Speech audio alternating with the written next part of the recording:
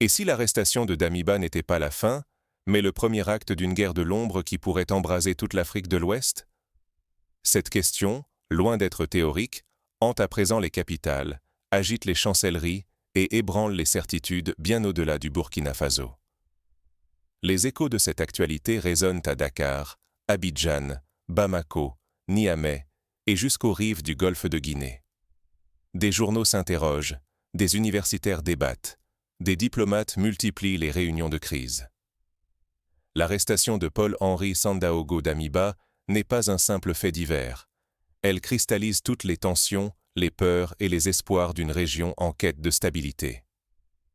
Paul-Henri Sandaogo Damiba, ancien président burkinabé évincé en 2022, puis exilé au Togo, vient d'être extradé et livré aux autorités de Ouagadougou. Cet événement, loin d'un simple retour sous contrainte, déclenche une onde de choc. S'agit-il d'un incident isolé, d'un épilogue prévisible, ou bien du symptôme d'une crise plus insidieuse qui mine les transitions de la région? Les images de Damiba, entouré de gardes, les traits tirés, en disent long sur la gravité du moment. Dans les rues de Ouagadougou, la nouvelle s'est répandue comme une traînée de poudre, alimentant rumeurs et débats dans les marchés, les taxis, les salons et sur les réseaux sociaux. Les accusations portées par le pouvoir burkinabé sont d'une gravité inédite. Elles évoquent un vaste complot, fomenté avec d'autres officiers en exil et le soutien occulte de puissances étrangères. Pour la toute première fois, des témoignages circonstanciés, exposés publiquement, détaillent des plans d'attentats visant l'actuel chef de l'État et une volonté affichée de reprendre le pouvoir par la force. Les procès-verbaux fuités, relayés par la presse, décrivent des réunions secrètes à Lomé, des transferts de fonds suspects, des messages codés interceptés, des mouvements discrets d'hommes et de matériel vers la frontière nord du Burkina Faso. L'affaire prend ainsi une dimension spectaculaire, digne d'un thriller politique, où chaque pièce du puzzle est scrutée et analysée. Mais derrière cette opération de transparence, beaucoup s'interrogent. S'agit-il d'une démarche authentique de justice ou d'une stratégie politique pour enterrer définitivement Damiba et consolider un pouvoir chancelant? Le pays se divise, les débats s'enflamment, car au-delà du sort d'un homme, c'est la survie même du Burkina Faso, l'équilibre précaire de la région et l'avenir des relations entre Lomé et Ouagadougou qui sont en jeu. Les partisans du gouvernement louent la fermeté d'Ibrahim Traoré, tandis que les détracteurs dénoncent un procès d'intention, une chasse aux sorcières orchestrée pour éliminer toute opposition. Les familles des anciens officiers exilés vivent dans la peur, craignant d'être à leur tour prises pour cible. L'incertitude est totale. Si cette procédure n'est qu'un règlement de compte, la crédibilité de l'État burkinabé s'effondre, et avec elle la confiance de toute une génération africaine envers ses institutions. Mais si elle incarne un sursaut judiciaire authentique, elle pourrait rallumer l'espoir d'une souveraineté africaine réellement libérée des ingérences étrangères. Toute la question est là. Ce procès sera-t-il un tournant vers la justice ou un retour aux pratiques autoritaires du passé? Le souvenir de Thomas Sankara, assassiné en 1987 après un procès expéditif, plane comme une ombre sur le destin de Damiba. Pour saisir l'ampleur de cette secousse politique, il faut revisiter les faits, démêler les non-dits et comprendre comment cette affaire brûlante cristallise les luttes pour la stabilité, la justice et l'indépendance du continent. Depuis l'indépendance des pays africains, chaque crise politique révèle les failles institutionnelles, les tentations de l'autoritarisme, mais aussi la capacité de résilience des sociétés. Le cas de Damiba s'inscrit dans une longue tradition, celle des chefs d'État déchus, parfois jugés, parfois réhabilités, souvent au cœur de batailles d'influence. Pour comprendre l'origine de cette affaire, il faut revenir sur les jours qui ont précédé l'extradition de Damiba et décrypter les alliances secrètes qui se sont nouées dans l'ombre. Qui a négocié avec qui? Quels messages ont circulé entre Lomé, Ouagadougou, Abuja et Paris? Les archives diplomatiques de demain révéleront sans doute des tractations nocturnes, des échanges de promesses, des menaces à peine voilées. Mais déjà, des indices émergent. La visite éclair d'un ministre togolais à Ouagadougou, les déclarations énigmatiques de l'ambassadeur de France, les silences gênés de certains généraux à la retraite. Qui est réellement Paul-Henri Sandaogo Damiba? Héros déchu, simple bouc émissaire, ou stratège caché d'un jeu de pouvoir qui le dépasse. Son parcours fascine autant qu'il intrigue.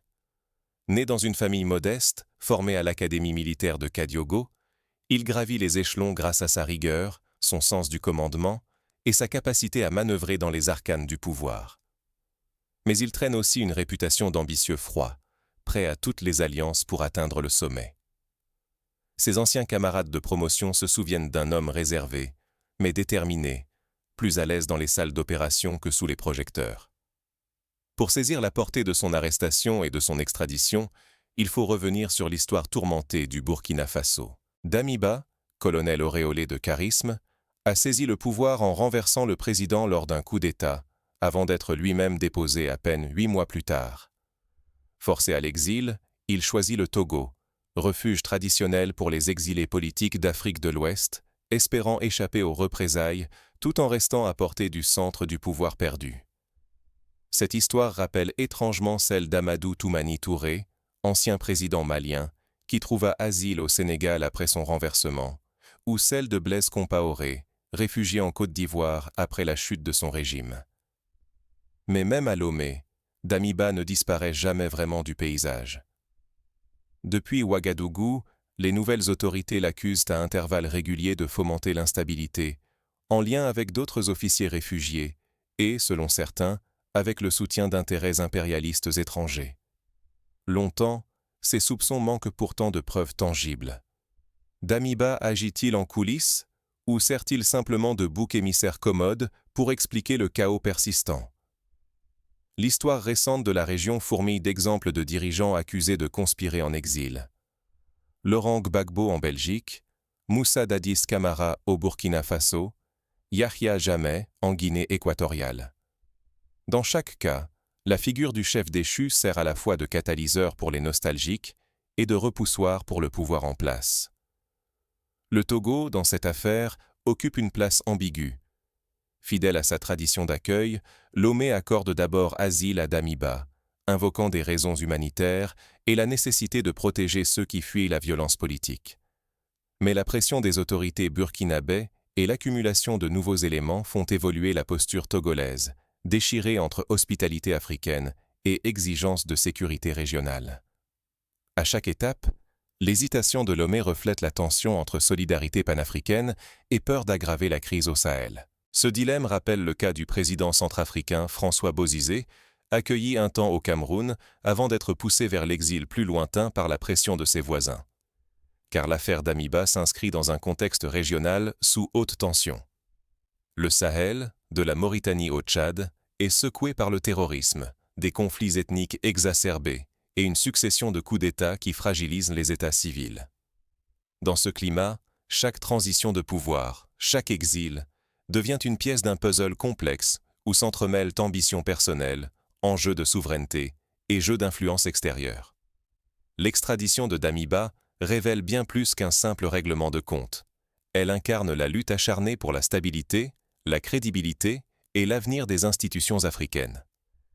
Les exemples du Mali, du Niger et de la Guinée, tous secoués par des putschs récents, illustrent la fragilité des équilibres et la permanence de la menace d'instabilité. Ignorer la complexité de ce dossier, c'est risquer de céder à des récits simplistes.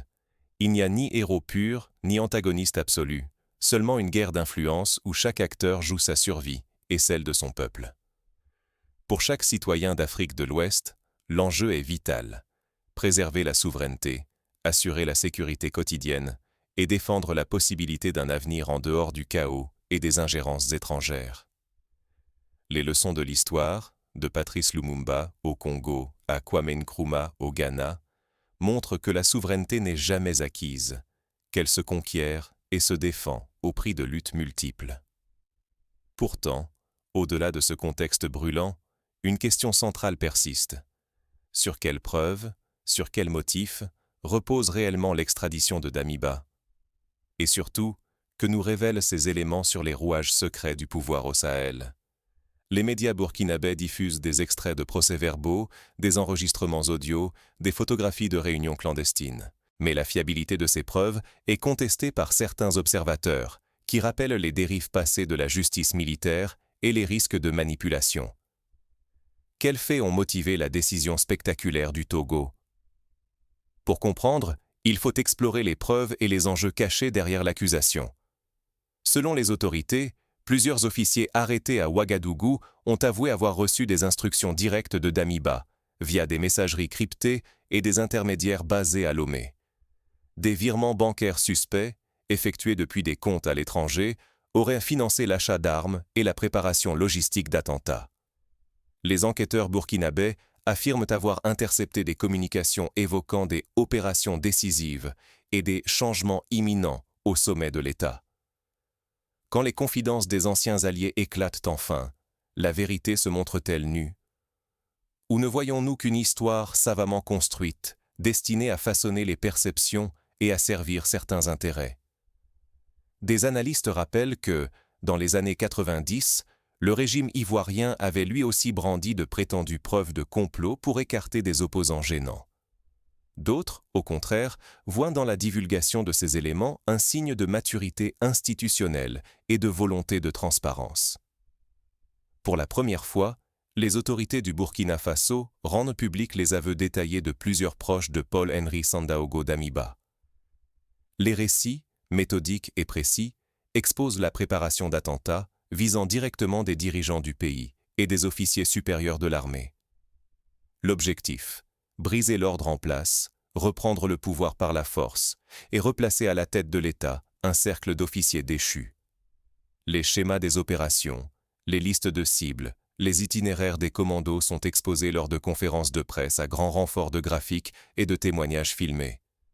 Mais un détail trouble le récit. Parmi les révélations, un point suscite l'émoi et la peur.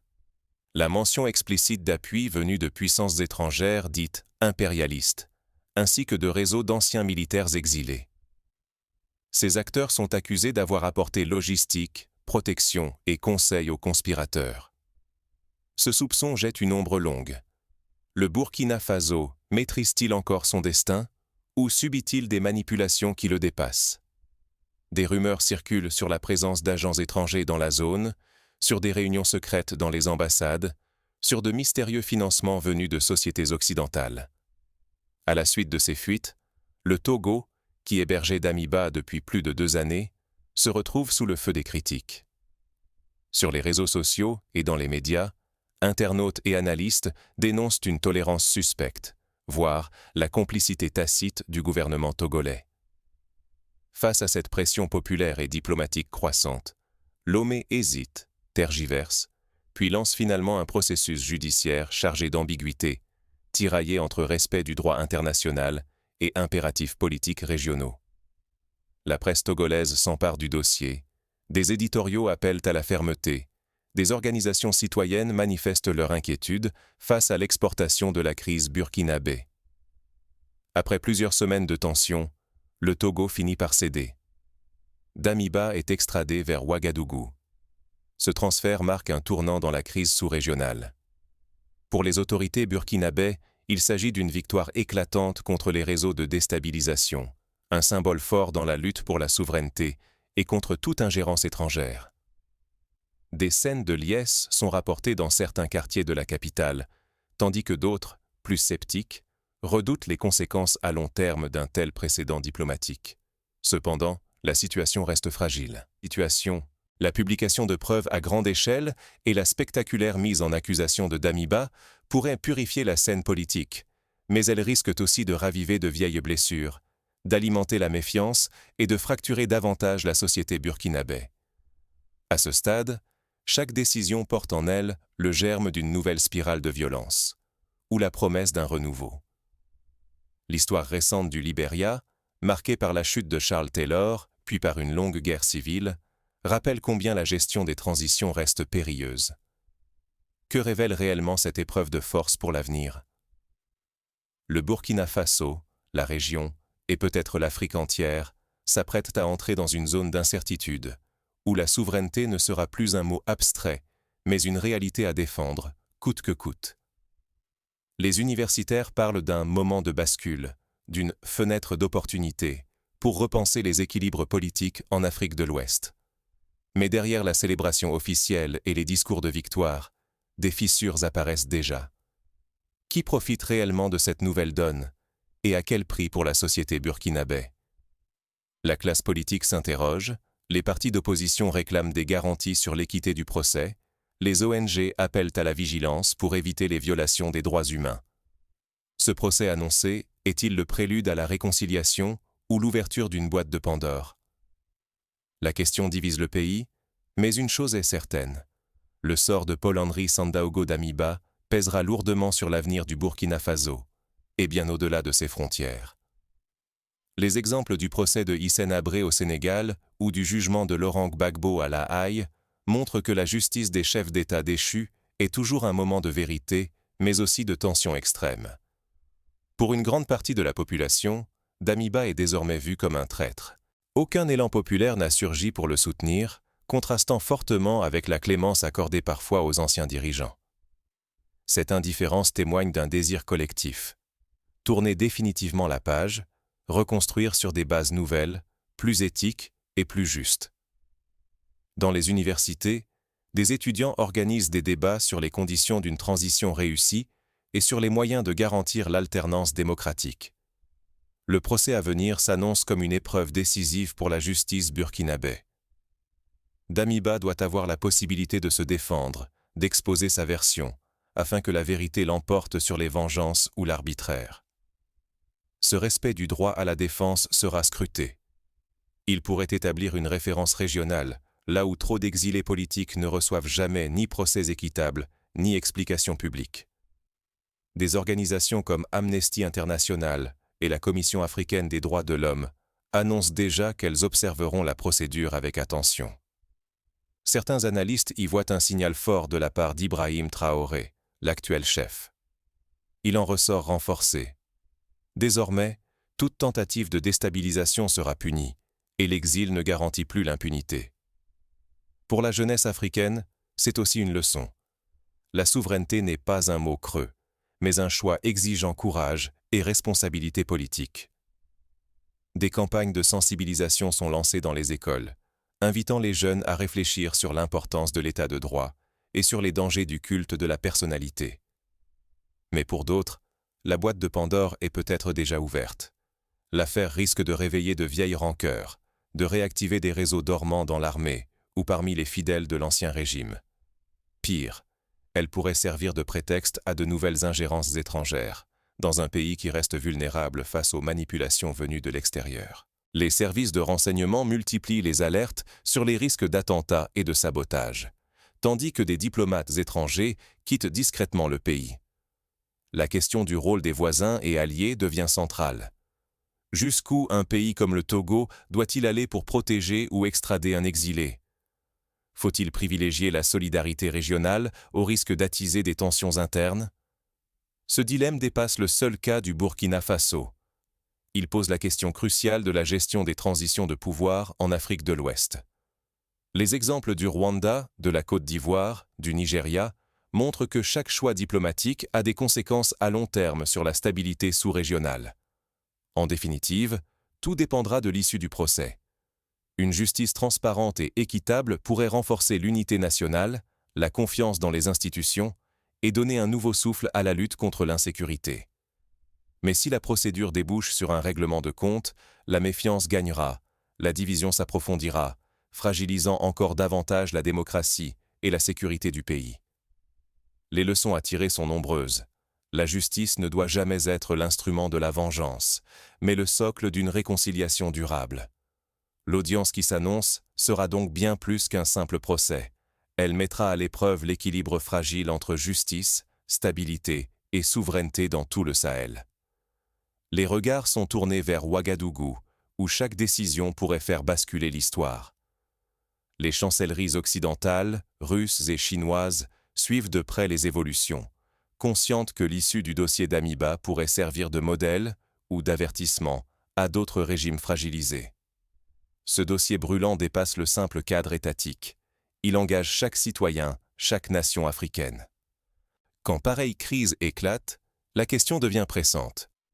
Comment empêcher que l'histoire ne bégaie, que les mêmes pièges se referment?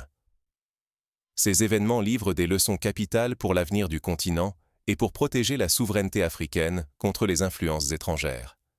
D'abord, la souveraineté doit être une ligne rouge. Aucun pays africain ne peut se permettre de laisser des puissances extérieures dicter ses choix ou manipuler ses institutions. Le passé récent du Burkina Faso expose comment la moindre concession fragilise l'unité nationale et ouvre la porte à l'instabilité durable. L'exemple du Congo, sous Mobutu, ou de la Libye post-Kadhafi, montre que les ingérences étrangères sont souvent synonymes de chaos prolongé. Ensuite, la justice doit s'imposer avec rigueur et impartialité, y compris face aux anciens dirigeants. Il ne s'agit pas de vengeance, mais d'exemplarité. Un procès transparent, centré sur la vérité et éloigné des règlements de compte. Permettre à la justice de suivre son cours sans interférence, c'est renforcer la confiance du peuple et transmettre un message sans ambiguïté. L'impunité n'a pas sa place, mais l'arbitraire non plus. Le procès de Nelson Mandela en Afrique du Sud, bien que mené sous un régime d'apartheid, est cité comme exemple de résistance à l'injustice institutionnelle. Le rôle des pays d'accueil doit, lui aussi, être réévalué. Accueillir un exilé politique ne peut signifier fermer les yeux sur d'éventuelles menaces. La diplomatie africaine doit conjuguer humanité et fermeté, refuser toute instrumentalisation et veiller à ce que la solidarité ne serve jamais de prétexte à la déstabilisation régionale. Le sommet de la CEDEAO en 2025 a d'ailleurs proposé la création d'un mécanisme d'alerte et de médiation pour encadrer l'accueil des exilés politiques. Mais la vigilance ne concerne pas que les États. Chaque citoyen a une part de responsabilité. Refuser la manipulation, s'informer, débattre, défendre la paix et l'intérêt général. Là réside la force d'une société résiliente. Se laisser entraîner par des ambitions individuelles menace le bien commun et amplifie la fragilité collective. Les associations de la société civile multiplient les campagnes de sensibilisation pour encourager l'esprit critique et l'engagement citoyen. Enfin, cette crise souligne l'urgence d'une unité africaine renforcée. Face aux forces qui tentent de diviser, seule une solidarité régionale solide peut préserver la stabilité, défendre les intérêts communs et contrer toute ingérence. L'exemple burkinabé doit nourrir une réflexion profonde. Chaque nation africaine doit devenir la sentinelle de son destin. Les pères fondateurs de l'Organisation de l'Unité africaine, de Haïlé Sélassié à Julius Nyerere, avaient déjà pressenti la nécessité d'une union politique et économique pour résister aux pressions extérieures. Ignorer ces enseignements, c'est risquer que l'histoire se répète, que de nouveaux drames surgissent et que la souveraineté africaine s'effrite, victime des ambitions extérieures. Désormais, vigilance et solidarité ne sont plus des choix. Elles sont vitales pour l'avenir du continent.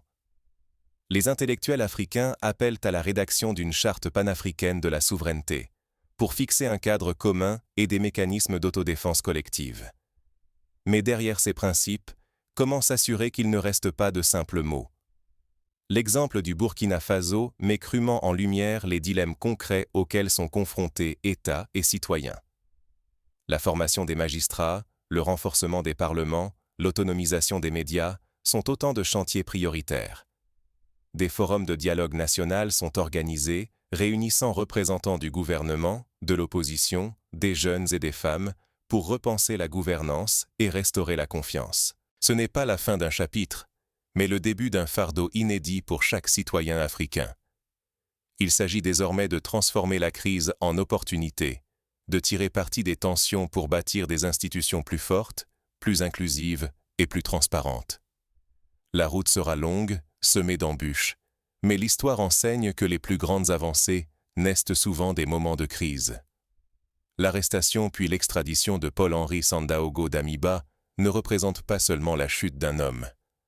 Elles incarnent l'instant où l'Afrique doit affronter ses propres failles, ses blessures encore vives, et surtout ses désirs nouveaux d'indépendance et de justice. C'est un signal fort. Comment briser la spirale des ambitions personnelles qui menacent l'équilibre fragile de nos États? Les débats radiophoniques et les émissions télévisées invitent des spécialistes à réfléchir sur les moyens d'instituer des mécanismes de limitation du pouvoir, d'encourager la culture de la reddition des comptes. Sous la surface, les mêmes interrogations persistent. Qui tire vraiment les ficelles du pouvoir? Pourquoi certains officiers, parfois en exil, acceptent-ils de devenir les instruments d'intérêts extérieurs au détriment de la souveraineté chèrement conquise?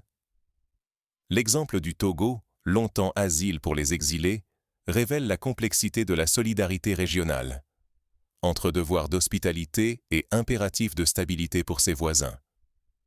Des chercheurs évoquent la nécessité de repenser la notion d'asile politique dans le contexte africain, pour éviter qu'elle ne devienne un alibi pour les complots. Aujourd'hui, chaque Africain est placé devant un choix fondamental. Rester spectateur passif face aux manipulations, ou devenir acteur courageux d'une histoire qui s'écrit sous ses yeux.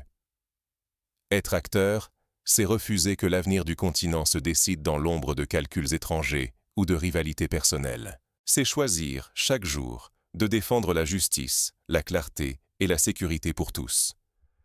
Les mouvements de la jeunesse, tels que Y en a marre au Sénégal ou Balai citoyen au Burkina Faso, montrent que l'engagement citoyen peut changer le cours de l'histoire. La stabilité de nations telles que le Burkina Faso n'est ni un hasard, ni le privilège d'un homme providentiel. Elle repose sur l'engagement, la lucidité et la vigilance de millions de citoyens. Se taire face au complot, c'est mettre en péril non seulement la sécurité, mais aussi la confiance et la vie même de nos communautés. Les initiatives locales de médiation et de dialogue, soutenues par des ONG internationales, contribuent à apaiser les tensions et à prévenir l'escalade de la violence. Ce moment charnière rappelle que la souveraineté n'est jamais acquise pour toujours. Elle se conquiert, se protège, se réinvente à chaque génération. L'Afrique de demain sera le fruit des décisions prises aujourd'hui, la division ou la solidarité, la soumission ou l'autodétermination. Des programmes d'éducation civique sont lancés dans les écoles. Des concours d'éloquence invitent les élèves à réfléchir sur le sens du patriotisme et de l'engagement public. Au final, la véritable victoire ne sera pas l'arrestation d'un ancien chef, mais la faculté des peuples africains à édicter leurs propres règles, à garantir une transition apaisée du pouvoir et à mettre fin au règne des coups de force et des manipulations secrètes. Les institutions africaines doivent être réformées, modernisées, adaptées aux défis du XXIe siècle. Des réformes constitutionnelles sont à l'étude dans plusieurs pays, inspirées par les modèles du Ghana et du Botswana, où l'alternance pacifique est devenue la norme. Le choix appartient à chaque citoyen. Restera-t-on prisonnier des querelles internes ou saisira-t-on cette chance pour bâtir, ensemble, une Afrique plus forte, plus juste et pleinement souveraine? Les prochaines semaines seront déterminantes. Elles diront si le Burkina Faso, et avec lui la région ouest africaine, sauront transformer l'épreuve actuelle en une renaissance politique, sociale et morale.